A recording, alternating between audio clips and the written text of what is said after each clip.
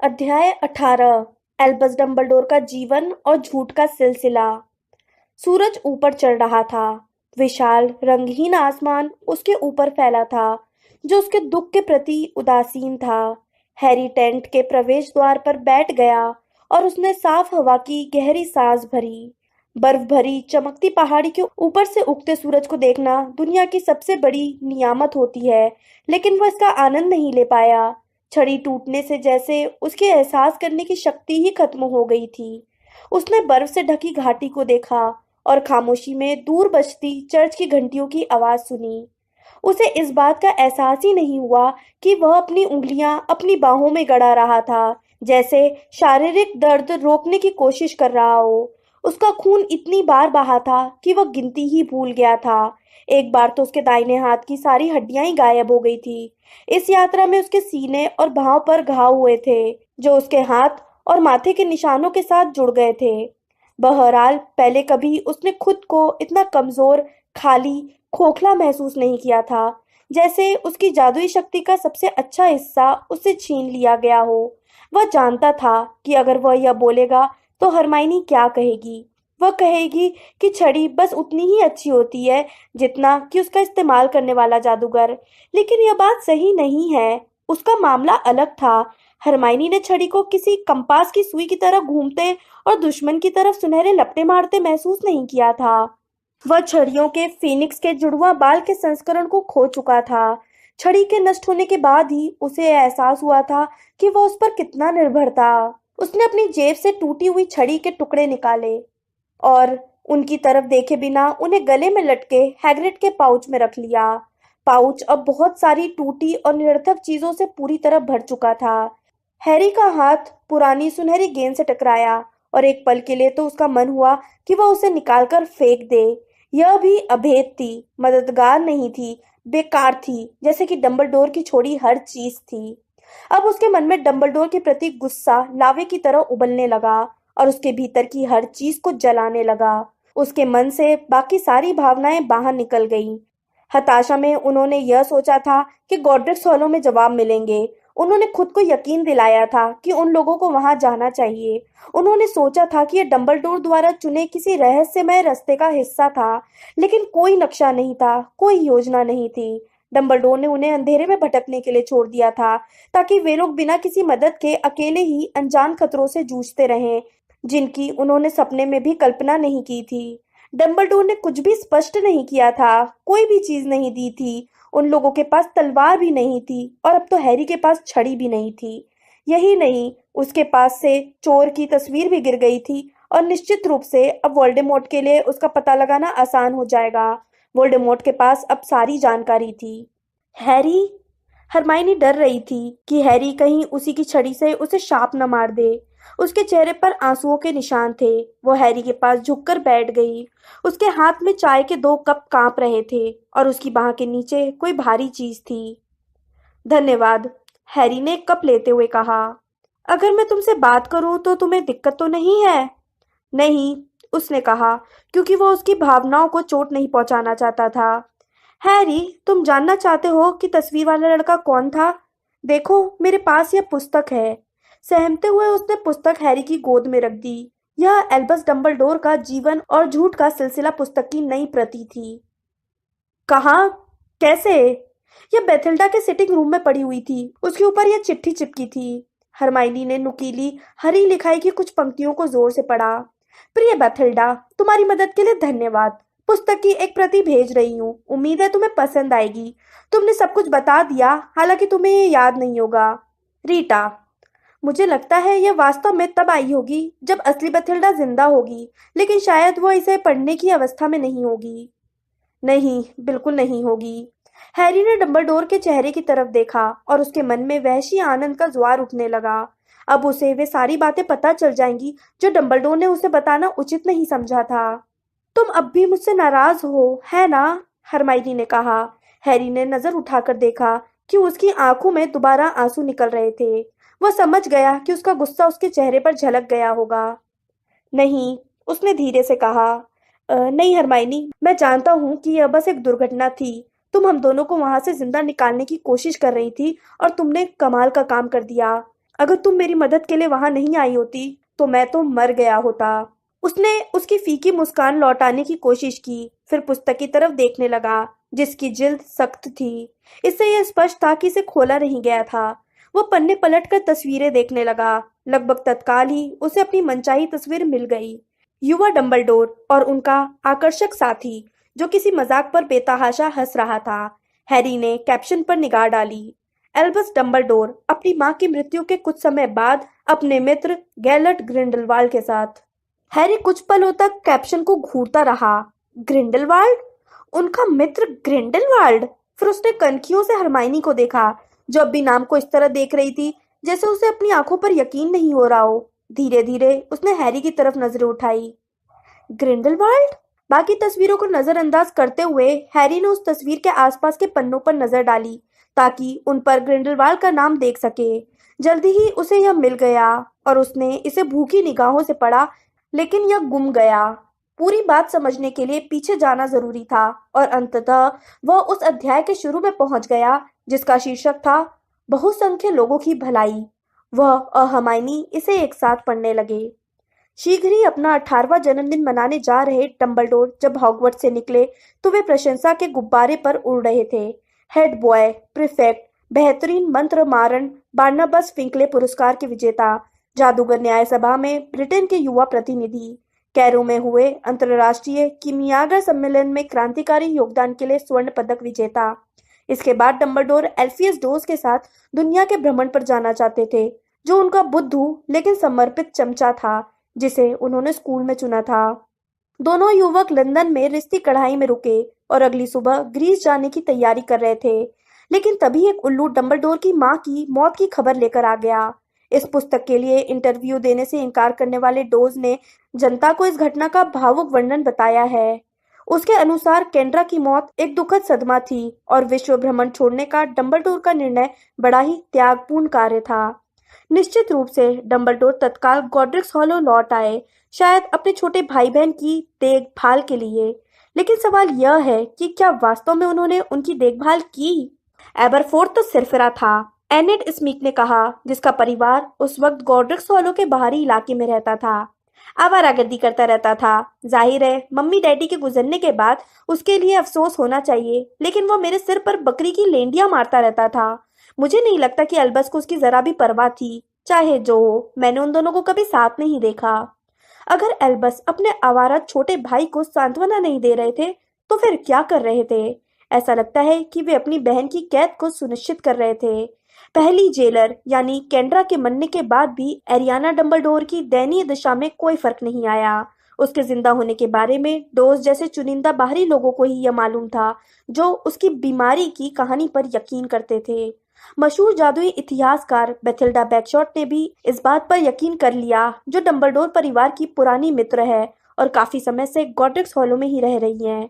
जाहिर है जब बेथिल्डा ने डंबलडोर परिवार के गांव आने पर उन लोगों से शुरुआत में मेलजोल बढ़ाने की कोशिश की थी तो केंड्रा ने बेथिल्डा को झिड़क दिया था।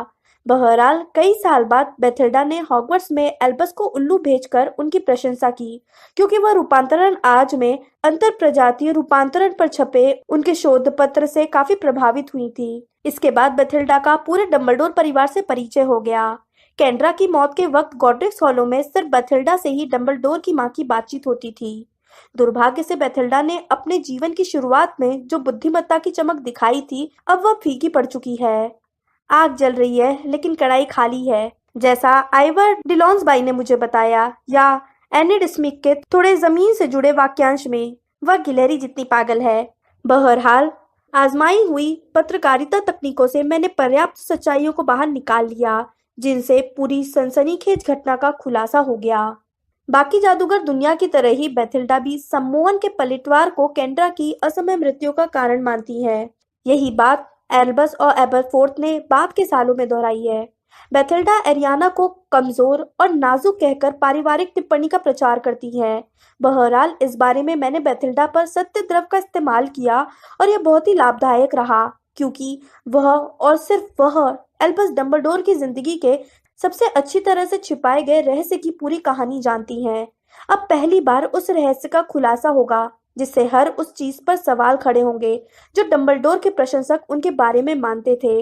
गुप्त कलाओं के प्रति उनकी नफरत, मगलुओं के दमन के प्रति उनका विरोध, यहाँ तक कि अपने परिवार के प्रति उनकी निष्ठा भी।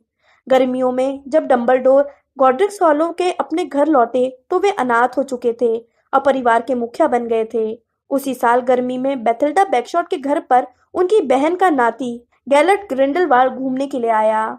ग्रिंडलवाल्ड का नाम कुख्यात है। उसका नाम सबसे खतरनाक शैतानी जादूगरों की सूची में है। उसका नाम सबसे ऊपर इसलिए नहीं है क्योंकि उससे एक पीढ़ी बाद तुम जानते हो कौन ने आकर उसके सिंहासन पर कब्जा कर लिया था। चूंकि ग्रिंडलवाल्ड ने अपने आतंक का साम्राज्य ब्रिटेन में कभी नहीं फैलाया, इसलिए उसके शक्तिशाली बनने के वर्णन यहाँ ज्यादा नहीं जाने जाते हैं। ग्रिंडलवाल्ड की शिक्षा दीक्षा डर्मस्ट्रैंग स्कूल में हुई थी, जो गुप्त कलाओं के प्रति दुर्भाग्यपूर्ण सहिष्णुता के लिए तब भी कुख्यात था। ग्रिंडलवाल्ड भी डंबलडोर जितना ही प्रभावशाली था। बहरहाल अपनी प्रतिभा के दम पर पुरस्कार जीतने के बजाय गैलेट ग्रिंडलवाल्ड ने उसका दूसरा इस्तेमाल किया। जब वह 16 साल का था तब डर्मस्ट्रैंग जैसे स्कूल ने भी यह महसूस किया कि यह गैलेट ग्रिंडलवाल्ड के खतरनाक प्रयोगों को नजरअंदाज नहीं कर सकता, इसलिए उसे स्कूल से निकाल दिया गया। इसके बाद गैलेट ग्रिंडलवाल्ड कुछ समय के लिए कहीं चला गया। जानकारों का दावा है कि वह कुछ महीनों के लिए बाहर चला गया था। अब यह रहस्य उजागर किया जा सकता है कि इस दौरान ग्रिंडलवाल्ड गॉड्रिक्स हॉलो में अपनी नानी की बहन के यहाँ रह रहा था। यह सुनकर बहुत से लोगों को गहरा सदमा लगेगा कि यहाँ एल्बस डंबलडोर से उसकी गहरी दोस्ती हो गई। बड़ा प्यारा लड़का था, बेथिल्डा ने बताया, चाहे बाद में वह जो भी बना हो। जाहिर है मैंने उसे बेचारे एल्बस से मिलवा दिया क्योंकि यहाँ पर उनकी उम्र के दोस्त नहीं थे। दोनों ही एक दूसरे को फौरन पसंद करने लगे। यह सच है। बेथिल्डा ने मुझे एक चिट्ठी भी बताई जो एल्बस डंबलडोर ने गैलेट ग्रिंडलवाल्ड को देर रात भेजी थी, जबकि उन्होंने दिन भर बातचीत की थी। दोनों बहुत प्रभावशाली थे और एक दूसरे से ऐसे चिपके रहते थे जैसे आग से कड़ाई। कई बार मुझे गैलेट के बेडरूम की खिड़की पर उल्लू के पंजों की आवाज सुनाई देती थी जो एल्बस की चिट्ठी देने आता था। उनके मन में कोई विचार आ जाता था और वे उसे गैलेट को तत्काल बताना चाहते थे। और वे विचार क्या थे? हालांकि एल्बस डंबलडोर के प्रशंसकों को यह जानकर बहुत सदमा लगेगा, लेकिन यहाँ पर उनके 17 साल के हीरो के विचार बताए जा रहे हैं जो उन्होंने अपने सबसे अच्छे दोस्त को लिखकर भेजे थे। मूल पत्र की प्रति पृष्ठ 463 पर देखी जा सकती है। गैलेट, मगलुओं की भलाई के लिए जादूगरों ने उन पर आधिपत्य का तुम्हारा तर्क, मुझे लगता है कि यही सबसे महत्वपूर्ण मुद्दा है। हाँ, हमें शक्ति दी गई है और हाँ, वह शक्ति हमें शासन करने का अधिकार देती है, लेकिन यह शासित लोगों की जिम्मेदारी भी देती है। हमें इस मुद्दे पर जोर देना चाहिए। यही वह नींव का पत्थर होगा जिस पर हम नए समाज का निर्माण करेंगे। जहां हमारा विरोध होगा, जो निश्चित रूप से होगा, वहां यह हमारे सभी तर्कों का आधार होगा। हम बहुसंख्य लोगों की भलाई के लिए सत्ता अपने हाथ में लेंगे। इससे यह निष्कर्ष निकलता है कि जहां भी हमारा प्रतिरोध होगा, वहां हम सिर्फ उतनी ही शक्ति का इस्तेमाल करेंगे जितना आवश्यक हो, उससे ज्यादा नहीं। टर्मस्ट्रैंग में तुमने यही गलती की थी, लेकिन उसका मुझे कोई गिला नहीं है क्योंकि अगर तुम्हें स्कूल से निकाला नहीं जाता तो हमारी कभी मुलाकात ही नहीं हो पाती। एल्बस, उनके कई प्रशंसक हैरान और हतप्रद होंगे, लेकिन यह पत्र इस बात का सबूत है कि एल्बस डंबलडोर ने कभी गोपनीयता अधिनियम की धज्जियां उड़ाने और मगलुओं पर जादूगरों का शासन स्थापित करने का सपना देखा था। यह उन लोगों के लिए कितना बड़ा आघात है जो डंबलडोर को हमेशा मगलुओं का सबसे बड़ा हितैषी मानते थे। इस नए सबूत की रोशनी में मगलू अधिकारों के समर्थन के दिए गए उनके भाषण कितने खोखले लगते हैं। एल्बस डंबलडोर बहुत घिनौने नजर आते हैं क्योंकि जब उन्हें अपनी माँ की मौत पर दुख मनाना चाहिए था और अपनी बहन की देखभाल करनी चाहिए थी, उस वक्त वे दुनिया पर शासन करने की योजना बना रहे थे। बेशक डंबलडोर को उनके बेदाग सिंहासन पर कायम रखने के लिए संकल्पवान लोग यह चिल्लाएंगे कि उन्होंने अपनी योजनाओं पर अमल नहीं किया था, कि उनका हृदय परिवर्तन हो गया था, कि वे बाद में होश में आ गए थे। बहरहाल सच्चाई बिल्कुल ही अलग और बड़ी सनसनीखेज है। दोस्ती होने के 2 महीने बाद ही डंबलडोर और ग्रिंडलवाल्ड अलग अलग हो गए। इसके बाद उनकी मुलाकात तब तक नहीं हुई जब तक कि उनमें ऐतिहासिक द्वंद्व युद्ध नहीं हुआ। इस बारे में विस्तार से जानने के लिए अध्याय 22 पढ़ें।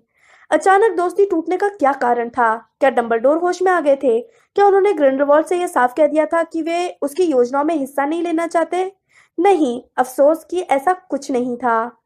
मुझे लगता है कि ये बेचारी एरियाना की मौत के कारण हुआ था, बेथिल्डा कहती हैं। ये बहुत भयंकर सदमा था जब यह हुआ उस वक्त गैलट उन्हीं के घर पर था। एक रात को वो बहुत परेशान हालत में घर लौटा और मुझसे बोलने लगा कि वह अगले ही दिन घर जाना चाहता है।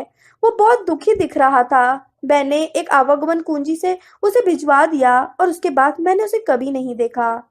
एल्बस डंबलडोर एरियाना की मौत से बड़े दुखी थे। यह उन दोनों भाइयों के लिए बहुत बुरी घटना थी। अब दुनिया में उनका एक दूसरे के सिवाय और कोई नहीं था। कोई हैरानी नहीं थी कि वे आवेश में थे। जानते हैं, एबरफोर्ड ने एल्बस को दोष दिया, जैसा लोग इन भयंकर परिस्थितियों में अक्सर करते हैं। बेचारा एबरफोर्ड हमेशा थोड़ा पागलपन भरी हरकतें करता था। चाहे जो हो, अंत्येष्टि के समय एल्बस की नाक तोड़ना अच्छी बात नहीं थी। इस बात से केंड्रा का दिल टूट जाता कि उनके बेटे अपनी बहन की लाश के ऊपर लड़ रहे थे। कितने अफसोस की बात है कि गैलट अंत्येष्टि के लिए भी नहीं रुका। इससे कम से कम एल्बस को तसल्ली मिल जाती। कफन के पास हुई इस लड़ाई की जानकारी सिर्फ उन्हीं लोगों को है जो एरियाना डंबलडोर की अंत्येष्टि में गए थे। बहरहाल इससे कई सवाल खड़े होते हैं। आखिर एबरफोर्ड डंबलडोर ने अपनी बहन की मौत के लिए एल्बस को दोष क्यों दिया? क्या इसका कारण सिर्फ गहरा दुख था, जैसा बेथिल्डा सोचती है, या फिर उसके गुस्से का कोई ज्यादा ठोस कारण था? ग्रिंडलवाल्ड, जिसे साथी विद्यार्थी पर घातक हमलों के कारण डर्मस्ट्रैंग से निकाल दिया गया था, एरियाना की मौत के चंद घंटों के बाद ही देश छोड़कर चला गया, शर्म या डर के कारण? और एल्बस ने उसे दोबारा तब तक नहीं देखा जब तक कि जादूगर समुदाय के आग्रहों के कारण वे उसे लड़ने के लिए मजबूर नहीं हो गए। न तो डंबलडोर न ही ग्रिंडलवाल्ड ने बाद में अपनी किशोरावस्था की इस संक्षिप्त दोस्ती का जिक्र किया। बहरहाल इसमें कोई शक नहीं है कि डंबलडोर ने गैलेट ग्रिंडलवाल्ड से द्वंद्व युद्ध करने के लिए 5 साल तक टामाटोल की, जिस दौरान बहुत सारी मौतें हुई, लोग लापता हुए और भी कई भयंकर घटनाएं हुई। क्या डंबलडोर की झिझक का कारण यह था कि वे उससे प्यार करते थे, या फिर अपने पुराने दोस्त का भेद नहीं खोलना चाहते थे? क्या सिर्फ अनिच्छा से ही डंबलडोर उस व्यक्ति को पकड़ने गए थे जिससे मिलकर वे कभी खुश हुए होते? और एरियाना की रहस्यमय मौत कैसे हुई? क्या वह किसी शैतानी कर्मकांड की अनजान शिकार थी? क्या वह कोई ऐसी बात जान चुकी थी जो उसे नहीं जानना चाहिए था? जब दोनों युवक शोहरत और आधिपत्य की अपनी कोशिशों का अभ्यास कर रहे थे, क्या यह संभव है कि एरियाना डंबलडोर वह पहली शख्स थी जिसने बहुसंख्य लोगों की भलाई के लिए अपनी जान दी थी? अध्याय यहाँ समाप्त हो गया और हैरी ने ऊपर देखा। हरमाइनी उससे पहले ही पूरा पेज पढ़ चुकी थी। उसने हैरी के हाथों से पुस्तक ली और उसके चेहरे का भाव देखकर थोड़ी दहशत में दिखने लगी। उसने पुस्तक की तरफ देखे बिना इसे बंद कर दिया, जैसे किसी भद्दी चीज को छिपा रही हो। हैरी! लेकिन हैरी ने अपना सिर हिला दिया। उसके भीतर की निश्चितता खत्म हो गई थी। उसे ठीक वैसा ही लग रहा था जैसा रॉन के जाने के बाद महसूस हुआ था। उसे डंबलडोर पर भरोसा था। वह उन्हें सच्चाई और बुद्धिमत्ता का प्रतीक मानता था, लेकिन अब सब कुछ राख हो गया था। उसे अभी और कितना खोना पड़ेगा? रॉन, डंबलडोर, माया पंछी की छड़ी। हैरी! हरमाइनी ने जैसे उसके इन विचारों को पढ़ लिया था। मेरी बात सुनो, यह पढ़ने में अच्छा नहीं लगता है। हाँ, तुम ऐसा कह सकती हो, लेकिन यह बात मत भूलो हैरी, इसे रीटा स्कीटर ने लिखा है। तुमने ग्रिंडलवाल्ड को लिखा वह पत्र पढ़ा था, है ना? हाँ, मैंने पढ़ा था। वो परेशान दिखती हुई थोड़ी झिझकी और चाय के कप को अपने ठंडे हाथों में झुलाने लगी। मुझे लगता है कि वह सबसे बुरा हिस्सा था। बेथिल्डा के हिसाब से ये सिर्फ बातें थीं, लेकिन बहुसंख्य लोगों की भलाई बाद में ग्रिंडलवाल्ड का सूत्र वाक्य बन गया। उसके अत्याचारों को सही ठहराने का तर्क बन गया। और उस चिट्ठी से ऐसा लगता है डंबलडोर ने ही उसे विचार दिया था। नॉर्मन गार्ड के प्रवेश द्वार के ऊपर भी बहुसंख्य लोगों की भलाई लिखा हुआ है। नॉर्मन गार्ड क्या है? वह जेल जो ग्रिंडलवाल्ड ने अपने विरोधियों को कैद करने के लिए बनाई थी। डंबलडोर ने जब उसे पकड़ लिया तो अंततः वह खुद भी वहीं पहुंच गया। खैर, यह बड़ा भयंकर विचार है कि डंबलडोर के विचारों के कारण ग्रिंडलवाल्ड को शक्तिशाली बनने में मदद मिली, लेकिन दूसरी तरफ रीटा भी यह नहीं कह सकती है कि उनकी जान पहचान चंद महीनों से ज्यादा समय तक रही थी। तब उनकी उम्र बहुत कम थी। और मैं जानता था तुम यही कहोगी, हैरी ने कहा। वो अपना गुस्सा हरमाइनी पर नहीं उतारना चाहता था, लेकिन उसके लिए अपनी आवाज को सामान्य बनाए रखना मुश्किल था। मैं जानता था कि तुम यही कहोगी। वे छोटे थे हरमाइनी, उनकी उम्र उतनी ही थी जितनी इस वक्त हमारी है। हमें देखो, हम यहाँ गुप्त कलाओं से लड़ने के लिए अपनी जान जोखिम में डाल रहे हैं, जबकि वे अपने नए दोस्त के साथ मिलकर मगलू पर शासन करने की योजना बना रहे थे। उसका गुस्सा ज्यादा समय तक काबू में नहीं रहेगा। उसे कुछ हद तक कम करने के लिए वह उठकर टहलने लगा। हरमाइनी ने कहा, मैं डंबलडोर की लिखी बातों का बचाव करने की कोशिश नहीं कर रही हूँ। शासन करने का अधिकार वाली बात बकवास है। यह जादू ही शक्ति है वाली बात है। लेकिन हैरी, उनकी माँ की मौत कुछ ही समय पहले हुई थी। वे घर में बहुत अकेले थे। अकेले? वे अकेले नहीं थे। उनके साथ उनके भाई बहन थे, लेकिन उन्होंने अपनी नकारा बहन को कैद कर रखा था। मुझे इस बात पर यकीन नहीं होता, हरमाइनी ने भी खड़े होते हुए कहा। चाहे उस लड़की के साथ जो भी गड़बड़ हुई हो, मुझे नहीं लगता कि वह नकारे थी। जिस डंबलडोर को हम जानते थे, वे कभी ऐसा नहीं होने देते। जिस डंबलडोर को हम जानते थे, वे मगलुओं पर शक्ति से शासन भी नहीं करना चाहते थे। हैरी चिल्लाया। उसकी आवाज खाली पहाड़ी पर गूंजी और कुछ काले पक्षी चीखते हुए हवा में उठे और मोती जैसे आसमान में उड़ गए।